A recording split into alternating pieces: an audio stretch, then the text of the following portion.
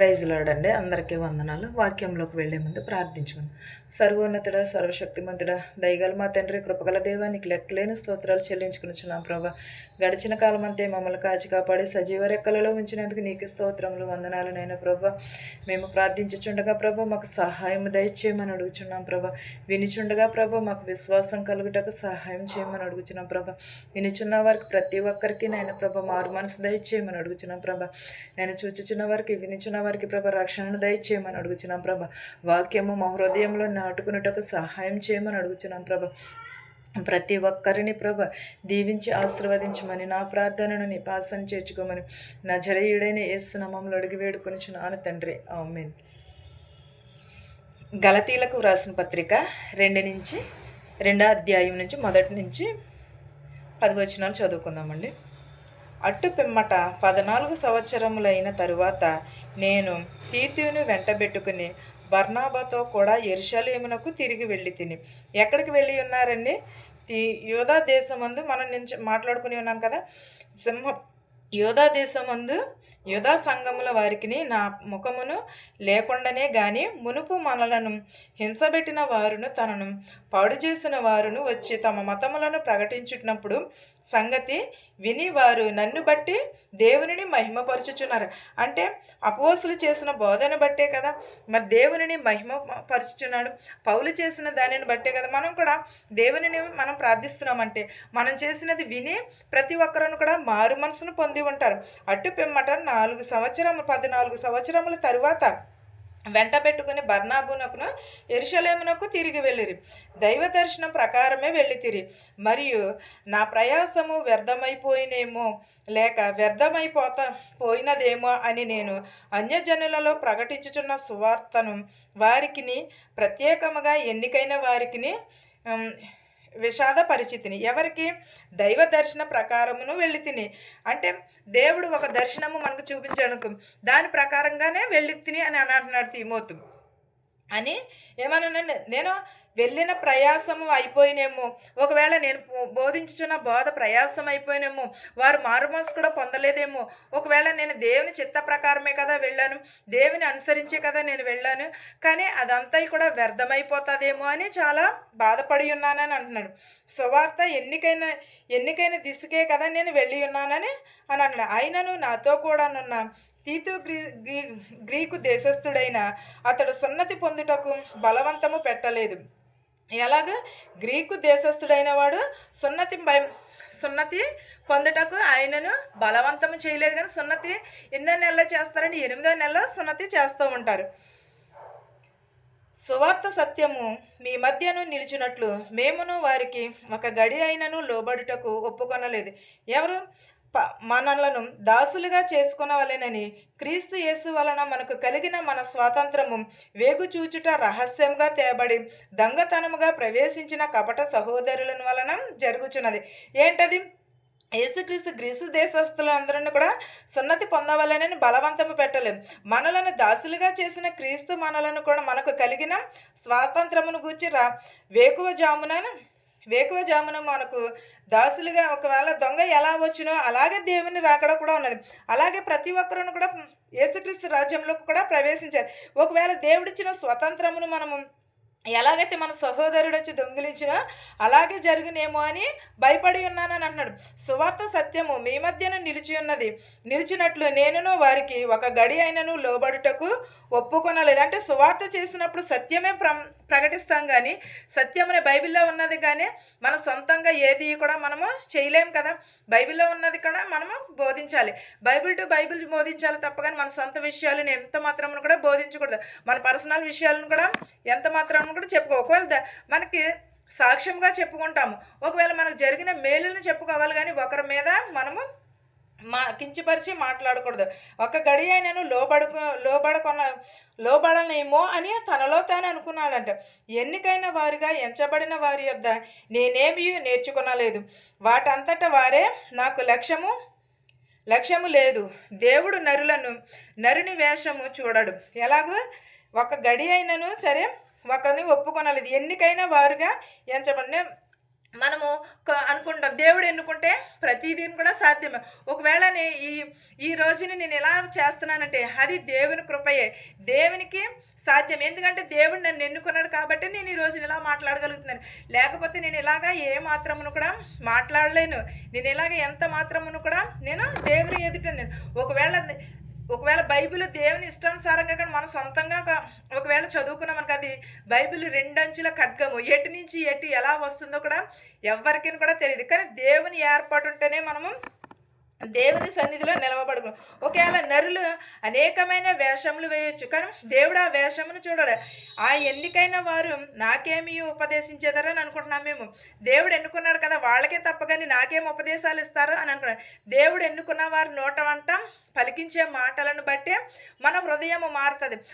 Bible అంతా చదువుకుంటే ఒక్క మాట మాత్రమే మన హృదయంలో నాటుకుంటుంది. మన దేవుని సన్నిధికి వెళ్ళే మన ప్రవర్తన చాలా జాగ్రత్త. దేవుడు ఎన్నుకున్న వారు మాత్రమే ఈ బైబిల్ పట్టుకోగలరు.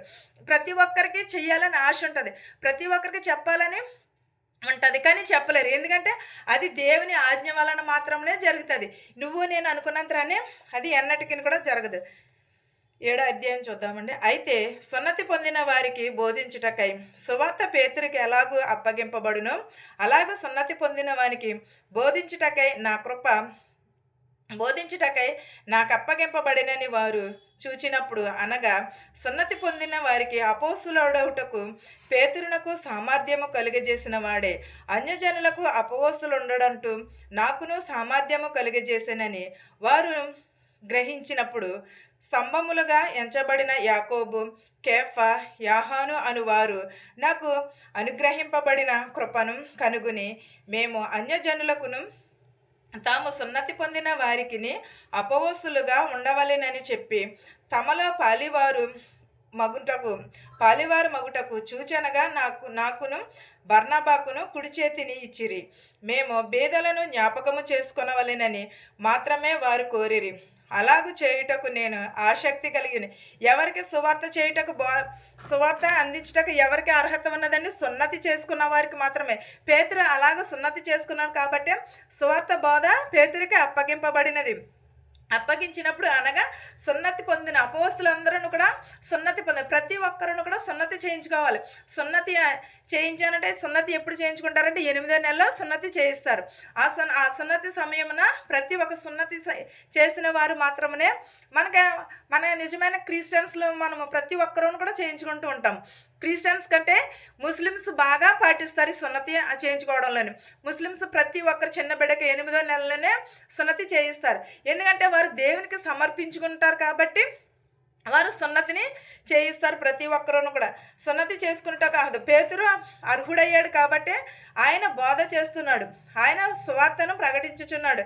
అలాగే ఎవరు యాకోబు కూడా, కెఫే, యాహాను కూడా వీరందరూ కూడా సున్నతి చేయించుకున్నారు కాబట్టి దేవుని కృపను కనుగొని అన్యజనుల తామును సున్నతి పొందిన వారమని అపవస్తులు ఉండాలని తమలో తామే అనుకునిచుంటున్నారు. సూచనగా బర్బాబుకును కుడి చేతిని అప్పగించి ఎవరిని బేదలను వారు జ్ఞాపకము చేసుకుంటున్నారు. భేదాలను జ్ఞాపకం చేసుకుని వారు కూడా సున్నతి పొంది ఉంటే వారు కూడా దేవుని సేవ చేయటానికి అర్హులే. సున్నతి చేయించుకున్నవారు మాత్రమే దేవుని సేవ చేయాలని నీ మాటలు నా మాటలు కాదు, దేవుడు చెప్పుచున్న మాటలు, పేతురుతో చెప్పుచున్న మాటలు. పేతురు చేసుకున్నాడు కాబట్టి సున్నతి, అందుకని వారు బోధ చేయుటకు అర్హుడని చెప్పుచున్నాడు. అలాగే కెఫాను, యాకోబు కూడా, యోహానును కూడా చేయించుకున్నారు. వారు కూడా దేవుని కృపను బట్టి వారు తమలో తాములు పాలువారు అవుటకు సూచనగా బర్బాకును కుడి చేతిని అప్పగించి ఉన్నారని అంటున్నారు. అంటే బర్బా కూడా చేయించుకున్నాడు కాబట్టి సున్నతి వారు కూడా బోధ చేయుటకు అర్హులని అంటున్నాడు. మేము భేదాలను జ్ఞాపకము చేసుకునవలనని మాత్రమే వారు కోరిరి. అలాగూ చేయుటకు నేను ఆసక్తి కలిగి ఉన్నాను. అంటే సువార్త చేసినప్పుడు సహోదరిని ప్రేమించాలి, పేదవారిని సేరదీసి వారికి దానముని చేయాలి అని అంటూ ఉంటారు కదా.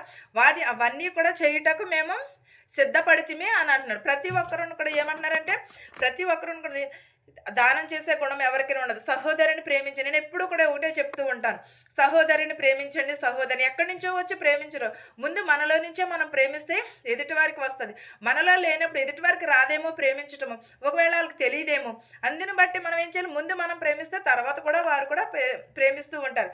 భేదాలను ప్రేమించమని అంటున్నాడు. పేదలను ప్రేమిస్తే వారికి కటాక్షము దొరుకుతుందేమో, ఆసక్తి కలుగుతుందేమో అని అంటున్నారు. భేదాలను మాత్రమే జ్ఞాపకము చేసుకోమని అంటున్నాడు. అంటే బేదలంటే బేదలని జ్ఞాపకం చేసుకోవాలా, మామూలని జ్ఞాపకం చేసుకోకూడదా అని అనుకుంటున్నారు. ప్రతి ఒక్కరిని జ్ఞాపకం చేసుకోవాలి. ఎందుకంటే దేవుని రాకడ సమీపంలో ఉన్నది. ప్రతి ఒక్కరిని కూడా మారు మనసును కలిగి ఉండాలి. మన హృదయంలో దేవుని సిద్ధపాటును కలిగి ఉండాలి.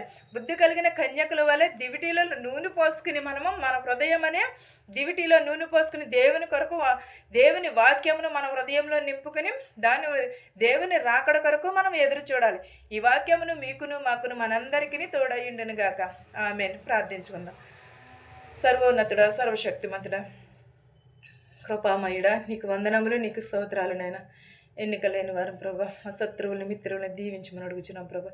ధనికులనేమి భేదలనేమి దీవించమని అడుగుచున్నాం ప్రభా. ప్రతి ఒక్కరు హృదయములు మార్చమని అడుగుచున్నాను ప్రభా. వేషధారుల వలె కాకుండా నీతిమంతులుగా నీ సన్నిధిలో నిలవబెట్టుకోమని అడుగుచున్నాను నాయన ప్రభా. నేను తట్టుచుండగా ప్రభా మాకు సహాయం చేయమని అడుగుచున్నాను నాయన ప్రభా. మా హృదయములు మార్చమని అడుగుచున్నాను నాయన ప్రభా. నేను ఇతర దేశంలో పనిచేసుకుంటున్న వారికి శక్తిని బలముని దయచేయమని అడుగుచున్నాను ప్రభా.